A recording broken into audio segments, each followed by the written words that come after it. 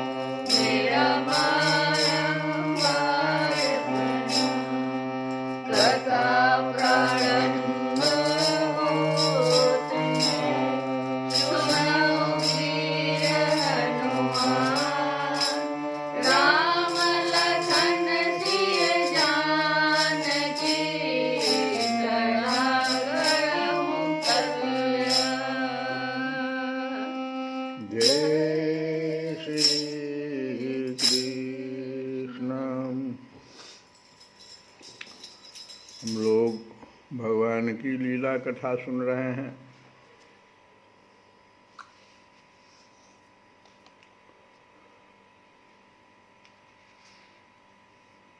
मुझको राधा रमन,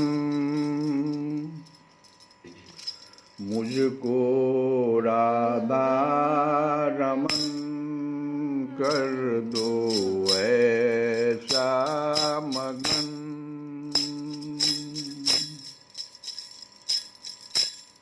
मुझको राधा रमन, मुझको राधा रमन कर दो ऐसा मगन।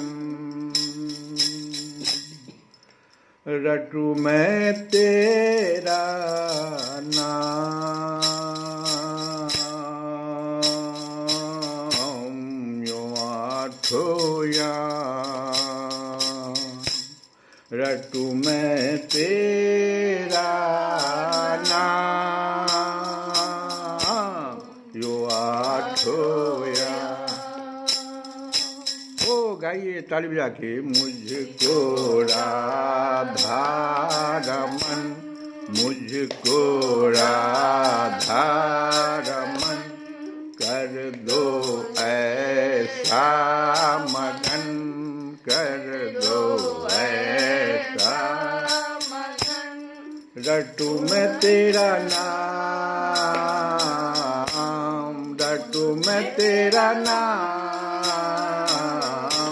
यो आठों याम, यो आठों याम। भगवान की प्रतिमा मथुरा से हम उठा के ले आते हैं। सोचते हैं कि ये तो पाषाण की बनी हुई है या पीतल की बनी हुई है या कोई और अष्टधातु की बनी हुई है, और यहीं पर हमारे भाव में गड़बड़ी हो जाता है। भगवान की प्रतिमा को जड़ मान लेते हैं जबकि वे चैतन्य हैं।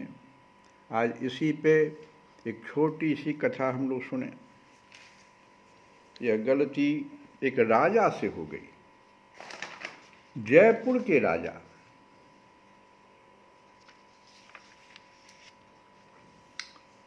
और मुगलों का जब आक्रमण हुआ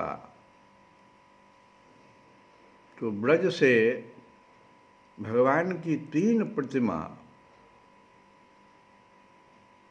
वहाँ के लोगों ने छिपा करके, वो मुगल लोग तोड़ रहे थे सारी प्रतिमा को, तो 3 प्रतिमाओं को जयपुर के राजा के यहाँ छुपा के ले जाया गया भक्तों के द्वारा, 3 रास्तों से अलग अलग।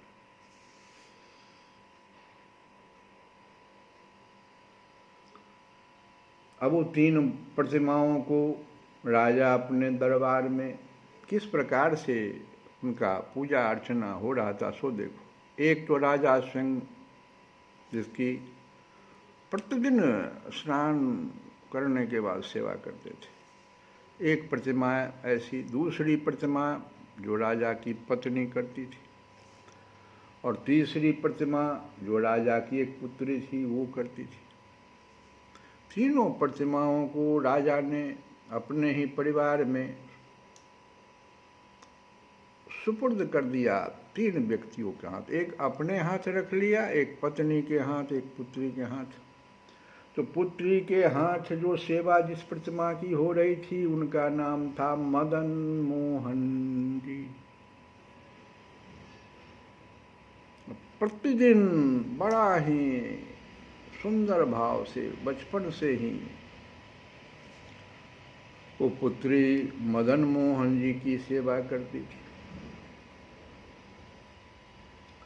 पुत्री के विवाह का समय आ गया, इतने दिनों से वो सेवा कर रही मदन मोहन जी की जयपुर में। अभी मदन मोहन जी की वह प्रतिमा राजस्थान के करौली में है। वही प्रतिमा। ध्यान दे के सुनिए, एकदम अभी की कथा चल रही है, आज की कथा। करौली जाइएगा तो मदन मोहन जी का वही प्रतिमा है अभी भी। राजा ने अपने पुत्री की शादी राजस्थान के करौली राजवंश में, वहां के राजकुमार से किया। जब पुत्री जाने लगी तो राजा ने पूछा कि हम बहुत कुछ दिए पुत्री, अब तुम्हारा अंतिम इच्छा एक व्यक्त करो। पुत्री कहती है, पिताजी मुझ पर खुश हैं तो हाँ, जो मांगेंगे दे दीजिएगा तो पक्की बात, तो मुझे मदन मोहन जी को दे दीजिए। अब तो राजा पुत्री के चरणों में गिर गए। तुम जानती हो पुत्री, ये प्रतिमा कैसे कैसे मेरे घर में आई? ये 3 प्रतिमा तो मैं खूब जानती हूं।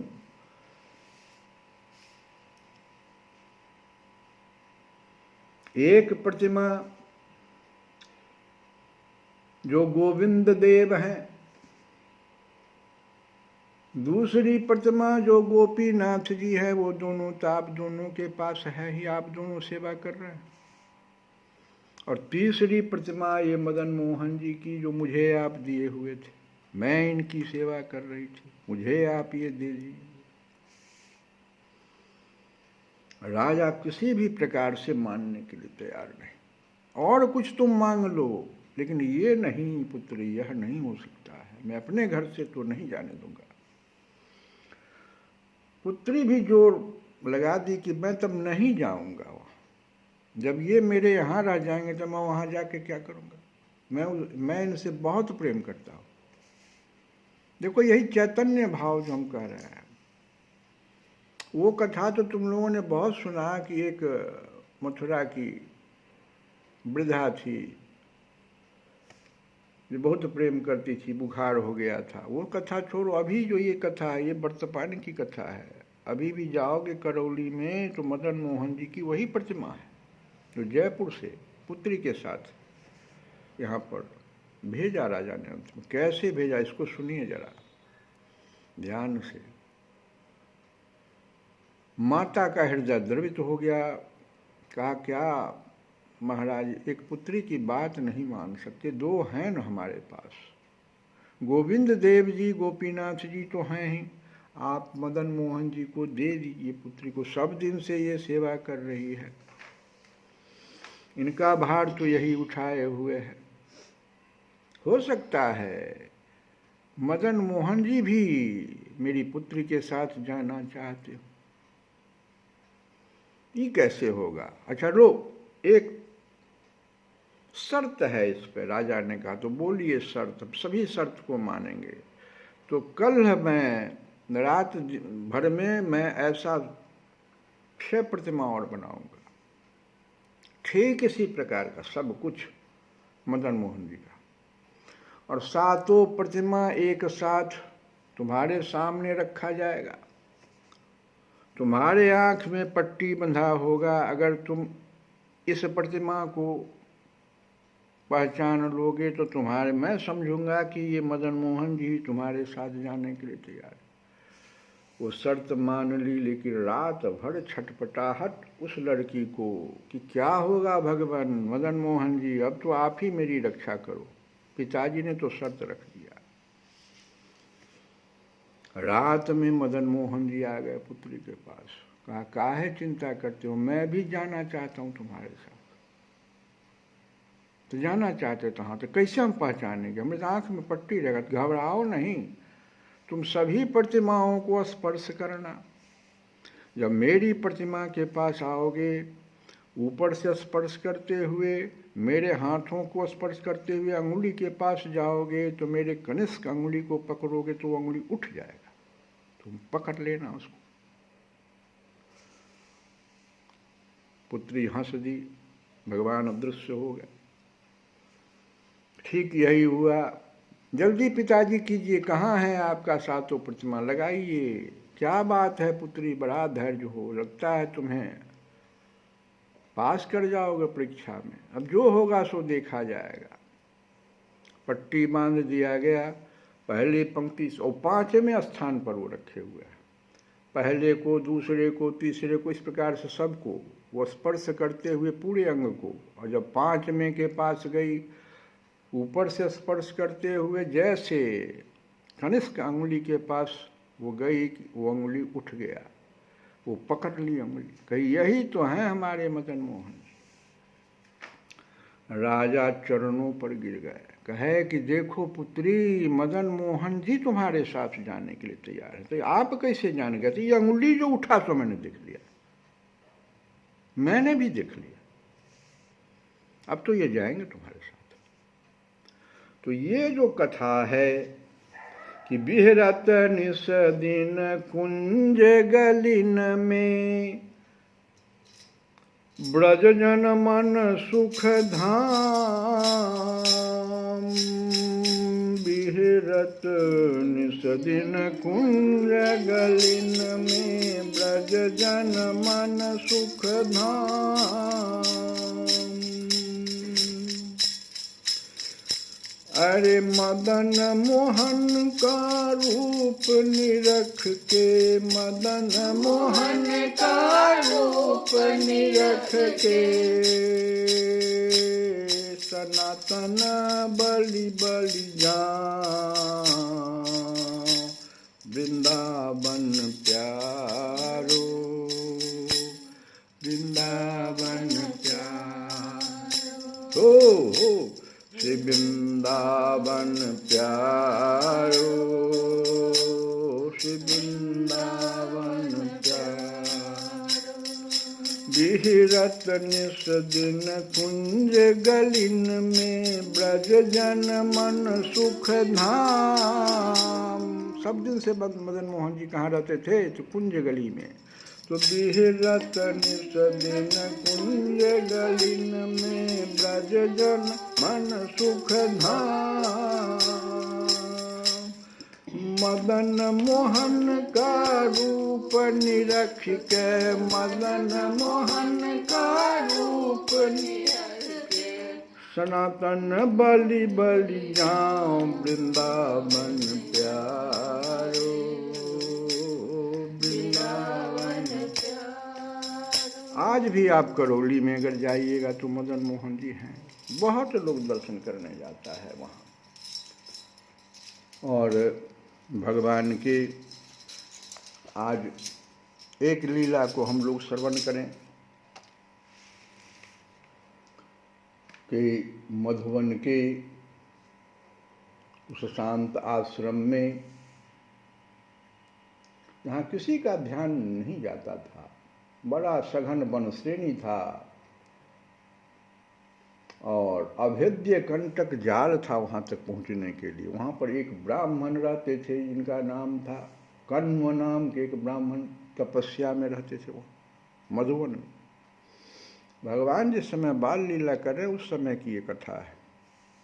ये तो कथा अभी वाली जो कथा है अभी की कथा थी। कण्व जब शिशु थे, माता पिता आए थे पहले वहाँ मधुवन में, तभी शिशु जब थे उस समय भी उनकी शैशव क्रीड़ा में नारायण सने हुए थे। जब गृहस्थ भार संभाला तब वहाँ भी प्रत्येक चेष्टा में नारायण भरे थे। और अब तो अवस्था ढल गई थी, एकमात्र नारायण का ही अवलंबन किए हुए ब्राह्मण देव सर्वथा एकांत से भी होकर नारायण में लीन हो रहे थे। अब कुछ तो था नहीं, एक जंगल था, उसमें जो कंद मूल फल जो कुछ भी उन्हें मिल जाता उसी को लेकर वे भगवान नारायण को अर्पित कर देते। अर्पित प्रसाद पाकर स्वयं भी तृप्त हो जाते। और आश्रम से 10 हाथ की दूरी पर ही झरझर करता हुआ एक जल स्रोत बहता था, वो कभी सूखता नहीं था, उसी जल से वे तृप्त हो जाते थे।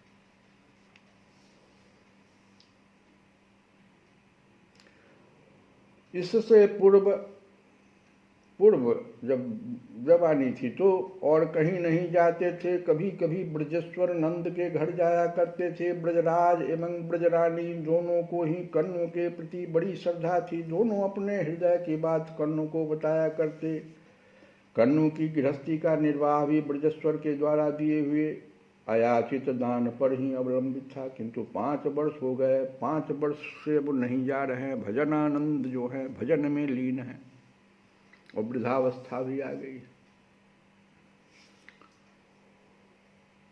अब आज जो है जैसे कल एकादशी है तो एकादशी था, अब द्वादशी के दिन उनको कण्व जी को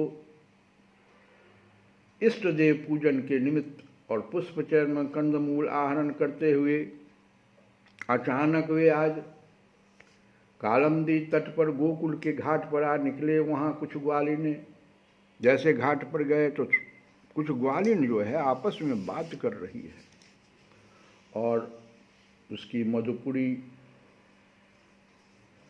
वो मधुपुरी जा रही है, आपस में बात करती हुई मधुपुरी जा रही है और भगवान श्री कृष्णचंद्र की मनोहर बाल्य चेष्टाओं की चर्चा कर रही थी जो पीछे किए हुए थे।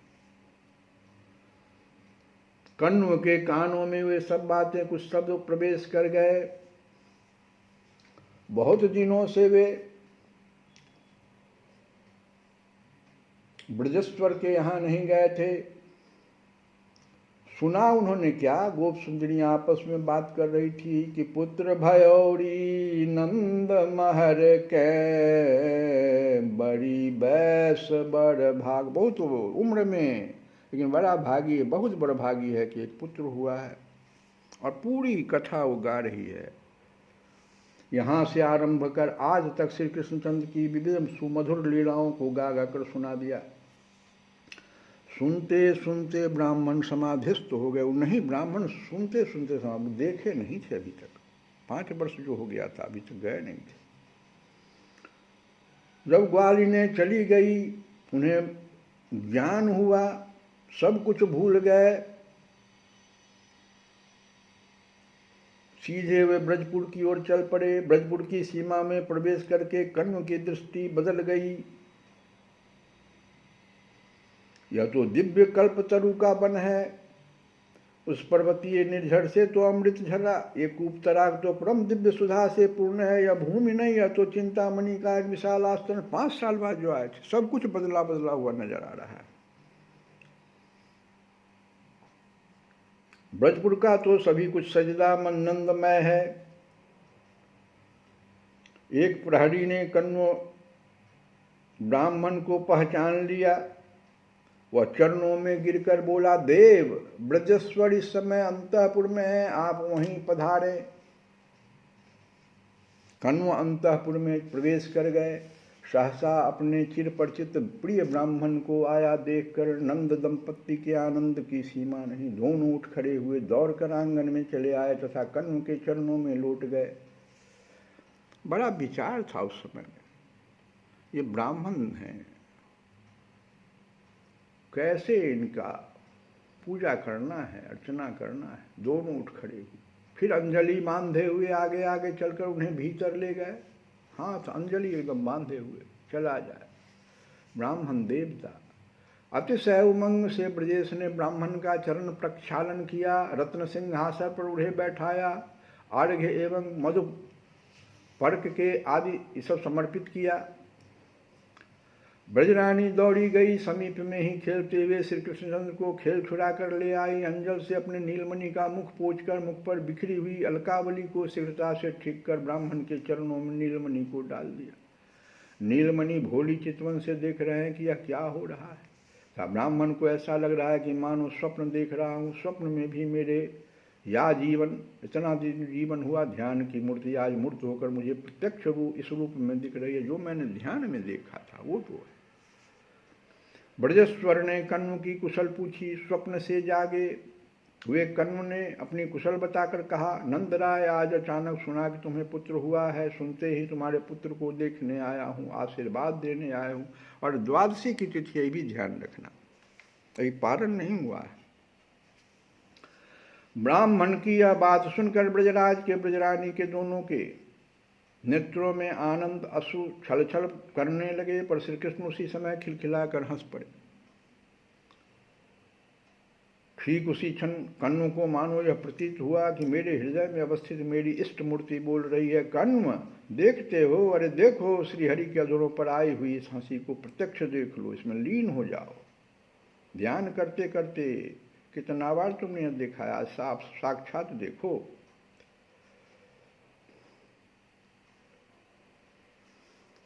ध्यानायनं प्रहसितं बहुलाधरोष्टभाषारुणायिततनुद्विजकुन्दपपङ्क्ति ध्यायेत् स्वदेहकुहरे अवस्थितः विष्णौ भक्त्याद्र्याप्तमना न पृथग्ददर्शेत्। कण्व का अंग प्रत्यंग नाच उठा। भागवत में कथा आई है, यही पंक्ति है जो भी हम पढ़े, कण्व की कथा आई है, यही 4 लाइन में।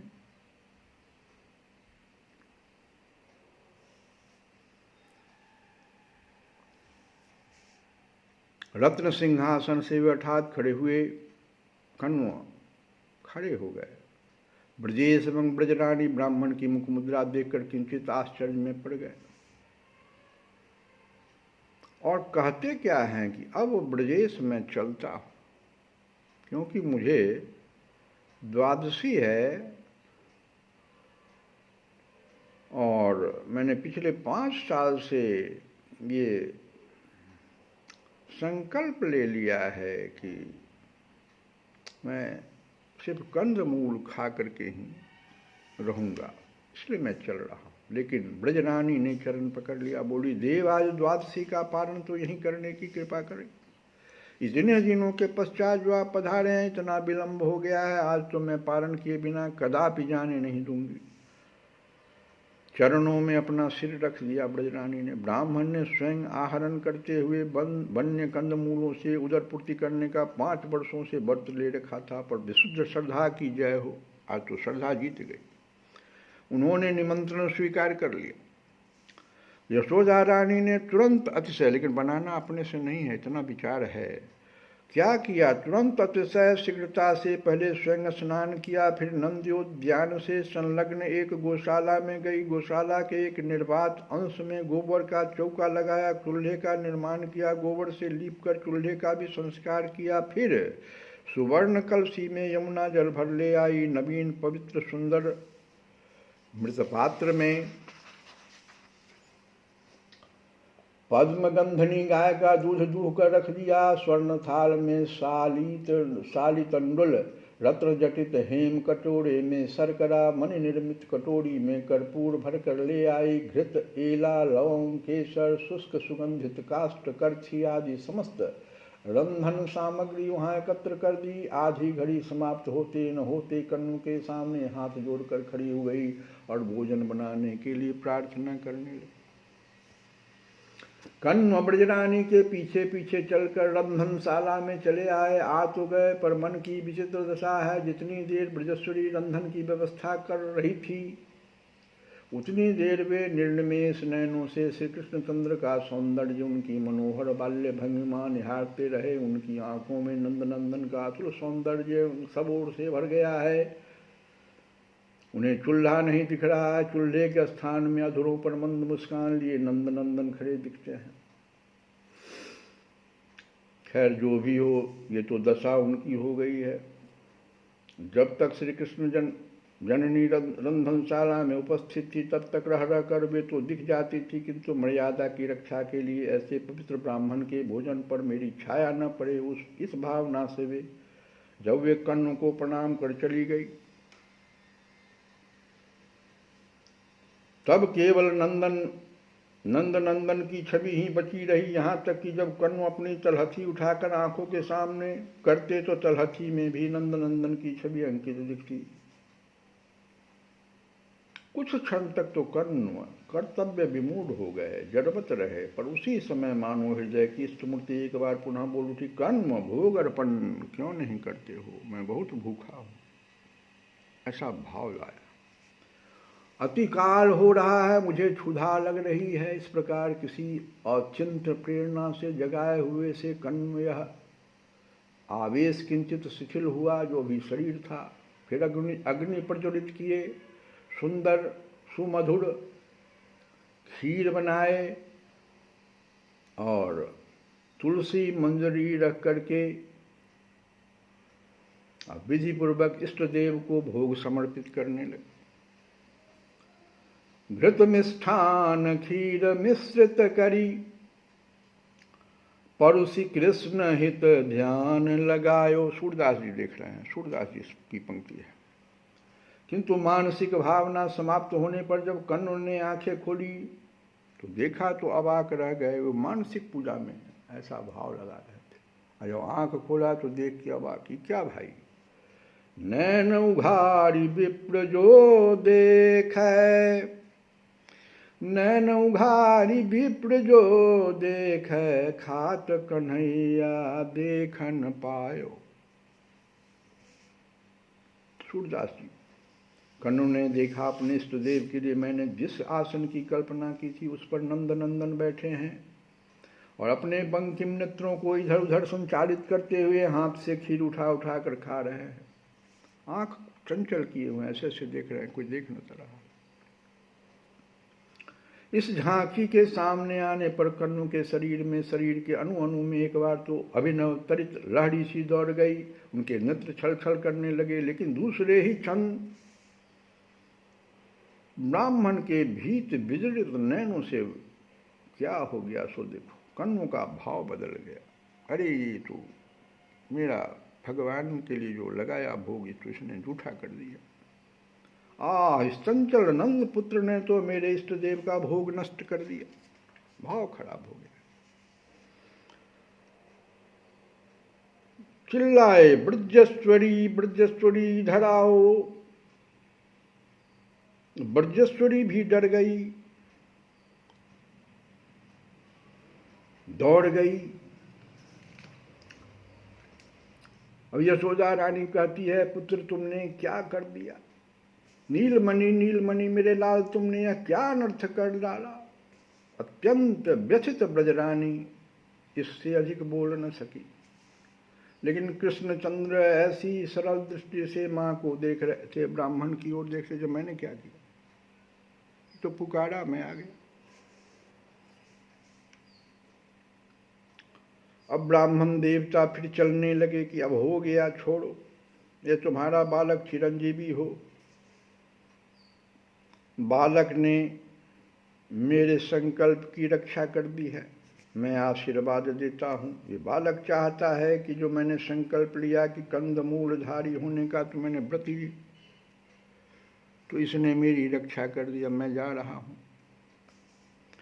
कन्व चलने के लिए प्रस्तुत हो गए। ब्रजेश्वरी रो पड़ी, कन्व के समक्ष घुटने टेक कर हाथ जोड़कर रोती हुई बोली, देव, इस बालक ने जो अपराध किया उसका यत किंचित मार्जन तभी संभव है जब आप पुनः खीर बनाकर मेरे घर पारण कर लें, नहीं तो मैं तो खाऊंगा नहीं। ब्राह्मण भूखा चला जाए, वही मैं भी कर एकादशी नहीं, अन्यथा मुझा भाग्नि के भाग्य में न जाने क्या लिखा है। अब ब्रजरानी के इस निष्कपट क्रंदन के आगे परम भागवत कन्व पुनः झुक गए। पुनः रंधन व्यवस्था कर देने की अनुमति दे दिया उन्होंने। ब्रजेश्वरी ने पुनः स्नान किया, एक दूसरे पार्श्ववर्ती जगह पर गौशाला का सम्मार्जन कर पुनः नवीन सुवर्ण कलसी में जल भर ले आई। फिर उसी प्रकार से सब कुछ वहाँ डाल दी खीर बनने के लिए। और जैसे फिर खीर बन गया सुस्वादु, खीर की सुवास से गौशाला सुवासित होने लगा। कन्व ने पहले की ही भांति विधि पूर्वक भोग धराया और भोग धरा कर वे इष्ट चिंतन में जैसे निमग्न हो गए, भगवान पुनः दौड़ के पहुंच गए। और क्या किया था माँ ने, सो देखो, इस बार थोड़ा सावधानी कर दी थी। नीलमणि से अतिशय शंकित होकर जननी यशोदा उन्हें गौशाला से बाहर ले आई थी, क्या उधर जाने ही नहीं देंगे। तोरण द्वार के समीप अलिंद पर आम्र की सुशीतल छाया में नीलमणि को गोद में लिए बैठी हुई थी। निश्चय कर चुकी थी कि जब तक ब्राह्मण का पारण न होगा तब तक इसे छोड़कर मैं कहीं जाऊंगी ही नहीं। श्री कृष्णचंद्र भी जननी की गोद में शांत होकर बैठे थे। सामने कुछ मयूर नृत्य कर रहे थे, इन्हीं की ओर देख रहे थे। एक दो बार मयूरों को पकड़ने के उद्देश्य से उठ खड़े हुए, पर जननी ने जाने नहीं दिया। किंतु कुछ ही देर बाद शीतल वायु के स्पर्श से वे अलसा गए। देखते ही देखते जननी की गोद में निंद्रित हो गए। देखो भगवान फिर लीला कर दी। नीलमणि को निंद्रित देखकर जननी निश्चिंत हो गई। मैया ने भी रात एकादशी का जागरण किया था तथा लिंद पर झुरझुर करता हुआ सुखद शीतल मंद सुगंध पवन प्रवाहित हो रहा था, तब जननी के नेत्र भी निमिलित होने लगे। जिस क्षण कन्नों गौशाला में भोग समर्पित कर इष्ट चिंतन में निमग्न हुए, ठीक उसी समय उसी क्षण जननी श्री कृष्णचंद्र को वक्षस्थल पर धारण किए तंद्रा में नहीं हृदय में नित्य विराजित अपने नीलमणि में लीन हो गई। कुछ सुधोजन नहीं है, अब विशेष नहीं, कुछ ही क्षणों का अंतर हुआ होगा। पहले श्री कृष्णचंद्र जागे और जननी की तंद्रा बाद में टूटी। श्री कृष्ण मैया की दृष्टि से उस पार गौशाला में कन्न की रंधनशाला में पहुंचे। अस्त व्यस्त जननी दौड़ गई, लेकिन विलंब हो चुका था। कन्न जो है अष्टोत्तर शत जप संख्या पूर्ण होने पर इष्ट देव को मानसिक आचमनीय अर्पण करके आंखें जैसे खोलते हैं, खोलते ही तो देखते क्या है, अरे राम, पहले की ही भांति वो तो नंद नंदन आसन पर विराजित होकर खीर खा रहे हैं। कन्व मौन रहकर इस शोभा राशि की ओर देखते रह गए। यशोदा रानी ने भी देखा, लेकिन वे तो किंग कर्तव्य विमूढ़ हो गई। माँ सोच रही है कि एक बार तो ब्राह्मण के कोप से तो रक्षा हो गई, लेकिन इस बार अब क्या होगा। जननी के नेत्रों के सामने अंधकार छा गया। इतने में ब्रजेश्वर भी वहां पहुंचे। पुत्र के प्रथम अपराध की बात वे जान चुके थे, इसीलिए वे भर्त्सना करते हुए श्री कृष्णचंद्र की ओर बढ़े, पर आगे बढ़कर कन्नों ने रोक दिया।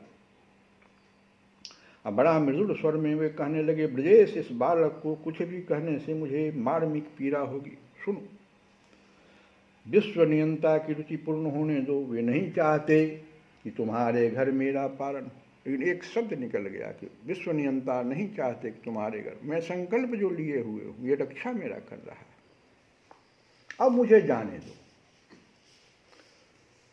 फिर ब्राह्मण की बात सुनकर नंदरानी के मन में बड़ा दुख। बोली, मैं किस मुंह से आपसे निवेदन करूं, लेकिन आप तो मेरे स्वभाव से परिचित, मैं जीवन भर इस दुख को भूल नहीं सकूंगी। आप बिना भोजन किए मेरे घर से चले गए। या कहते कहते ब्रजरानी के नेत्रों से अनर्गल असुर प्रवाह बह चलता है। इसी समय कर्ण की दृष्टि मुख में खीर लपेटे नंदनंदन की ओर भी चली गई। उन्हें प्रतीत हुआ बालक जननी को रोते देखकर भयभीत हो रहा है। बस कर्ण तो व्याकुल हो उठे, आकुल कंठ से बोले, नंदरानी शांत हो, देखो तुम्हें रोते देखकर तुम्हारा पुत्र भयभीत हो रहा है, बोलो क्या चाहती हो, संकोच रहित होकर बताओ, मैं तुम्हें दुखी करके यहाँ से जाना नहीं चाहता। ब्रजानन को आशा हो गया कि ब्राह्मण मेरी प्रार्थना स्वीकार कर लेंगे। वे बोली, देव, बस एक बार आप और खीर बना लीजिए, मैं तुरंत सभी वस्तुएं लाती हूँ, दूसरे स्थान में सारी व्यवस्था कर देती हूँ। मैं इस चंचल बालक को, देखो अब कहती है माँ कि इस चंचल बालक को लेकर अन्य ब्रज गोप के घर चली जाऊँ। इतना ही नहीं, गौशाला में जितने द्वार हैं सब पर एक एक गोप को बैठा देती हूँ। एक पर स्वयं ब्रजेश्वर रहेंगे। जब तक आपका पारण नहीं हो जाएगा तब तक प्रत्येक द्वार पर प्रहरी रहेगा। देखती हूँ यह कैसे आता है। कर्ण ने स्वीकृति दे दी। तीसरी गौशाला में फिर खीर बन गया। और जैसे अर्पण की विधि संपन्न हुई, ज्यों ही कण्व ने भोजन की भावना करना आरंभ किया कि बस श्री कृष्णचंद्र जननी से हाथ छुड़ाकर भाग खड़े हुए। जननी सारी शक्ति बटोर कर पीछे दौड़ी, पर न जाने कैसे उपनंद गृह का रुद्ध द्वार खुल गया। श्री कृष्णचंद्र बाहर निकल आए। जननी ने कातर होकर पुकारा, नारायण नारायण रक्षा करो, प्रभो प्रभो ब्रजेश्वर, या कोई भी गोप मेरे नीलमणि को गौशाला के द्वार पर ही रोक ले। यह पुकार लगाती हुई जब वे गौशाला के द्वार पर पहुंची तो देखा क्या कि ब्रजेश्वर ने तो नीलमणि को पकड़ लिया है। तब तो ब्रजरानी के आनंद की सीमा नहीं रही। समीप जाकर उन्होंने श्री कृष्णचंद्र के दोनों हाथ पकड़ लिए और किंचित रोष में भरकर बोली, नीलमणि, अरे तो इतना दुष्ट कैसे हो गया? प्रातः काल से एक ब्राह्मण को तुम कष्ट दे रहा है। वह अपने ठाकुर ही जिमावे, माता कह रही है, वो अपना ठाकुर को जिमा रहा है। अतू ऐसे उठी धावे, लगता है तुम्ही को बुला रहा है। सूरदास जी की पंक्ति। किंतु नंदनंदन भी इस बार भयभीत होना तो दूर, रोष में भरकर अविलंब बोल उठे, जननी दोष देती कतमों को, बहु विधान करी ध्यावे। ब्राह्मण बहुत प्रकार से ध्यान करता है मेरा। नैन मूंदी कर जोड़ी नाम ले, बारही बार बुलावे। नैन मूंदी कर जोड़ी नाम ले, बारही बार बुलावे। अब देखो क्या होता है। ब्रजरानी समझ न सकी कि नीलमणि क्या कह रहा है। ब्रजेश्वर ने नीलमणि को पकड़ लिया, अन्यथा वह रंधनशाला में प्रवेश कर गया होता। ब्रजरानी यह नहीं जानती कि ब्रजेश के द्वारा रुद्ध हो जाने पर भी उनका नीलमणि तो रंधनशाला में कभी का पहुंच चुका है। कर्ण का भोग स्वीकार कर अपने योगिंद्र मुनिंद्र दुर्लभ दर्शन, उन्हें दर्शन भी दे दिया। ये तो हाथ पकड़े हुए हैं और उधर वहां दर्शन दे रहे हैं ब्राह्मण को। योगिंद्र मुनिंद्र दुर्लभ दर्शन दिया, जिसके लिए आज तक वो ब्राह्मण देवता तरस रहे थे, जो ध्यान में लगाते थे। यशोदा रानी तो जान भी नहीं सकी, उन्हें पता भी नहीं चला कि ये जो है ये अजन्मा है, पुरुषोत्तम है, प्रत्येक कल्प में स्वयं अपने आप का ही सृजन करता है, पालन करता है, फिर संहार कर लेता है। यह मायालेश शून्य विशुद्ध है, केवल ज्ञान स्वरूप है, अंतरात्मा के रूप में एक रस अवस्थित है, जो त्रिकाल सत्य है, पूर्ण है, अनादि है, अनंत है, निर्गुण है, नित्य है, अद्वय है। वह मेरा नीलमणि ही तो है।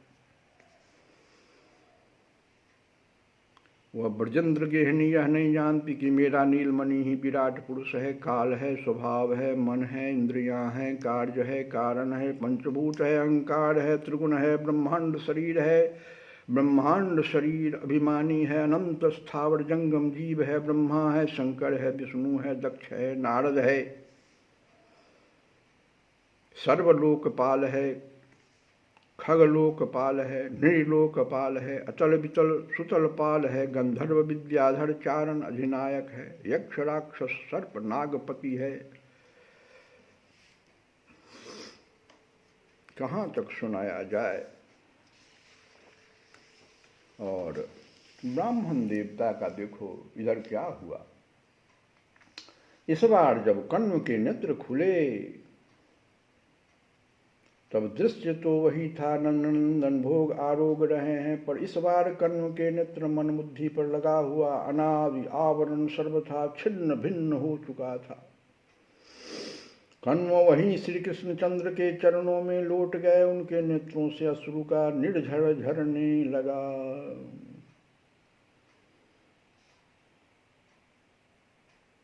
अब कृष्णचंद्र बोले, कण्व सुनो, मधुर कंठ से बोल रहे हैं, कण्व सुनो, तुम मुझे देखने के लिए अनेक जन्मों से लालायित हो, इसीलिए इस बार जब मैं यहाँ प्रकट हुआ तब तुम्हारा भी इसी ब्रह्मांड में, इस बार अब इसी ब्रह्मांड में, इसी मधुपुरी में जन्म हो गया।